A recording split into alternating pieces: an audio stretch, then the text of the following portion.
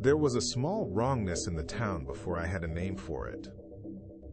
Street lamps sighed in a rhythm that had nothing to do with traffic. Pigeons lined telephone wires like an audience awaiting a cue they never gave. When I walked at dusk to meet strangers in rented rooms and community halls, people who had answered a quiet invitation to a story, the air tasted faintly of metal and distant thunder, even when clouds lay thin and indifferent. At first it felt theatrical, like a draft slipping through a stage door, but the draft followed you home. I learned to trust peripheral signals. Phones would stutter at certain phrases, lights dimmed in patterns my listeners called coincidence. Someone's watch always stopped 3 minutes after I climbed the lectern. An old woman in the third row refused the left-hand seat, though she could not explain why.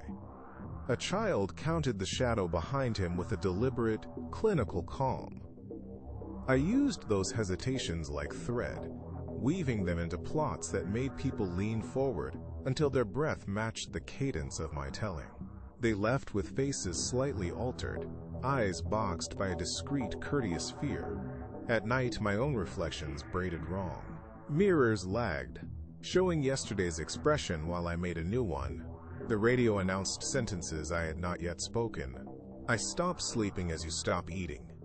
Not by choice, but because the body will not accept what the mind cannot frame. Paranoia became a private room I furnished from memory, a chair that remembers names you never told it, a clock that measures unsaid minutes. The more I coaxed listeners into attention, the more the town listened back through them, as if attention itself were an opening. The first clear face did not appear in flesh, but in grammar. A neighbor repeated a sentence she had never heard aloud. The syntax held a patient reversal, commas placed where breaths should be. A child hummed a lullaby, whose cadence shifted the floor beneath me. When I traced the pattern on paper, the lines refused Euclidean sympathy, bending like light through a different air. I felt something approaching that did not enter so much as translate. It taught our nouns to conjure.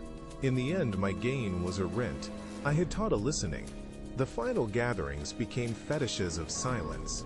People came to peer through the window rather than watch the stage, and sometimes looked back from inside it. I closed the book on the last script and turned the key. Something in the dark answered. The key did not turn again, but the question remained.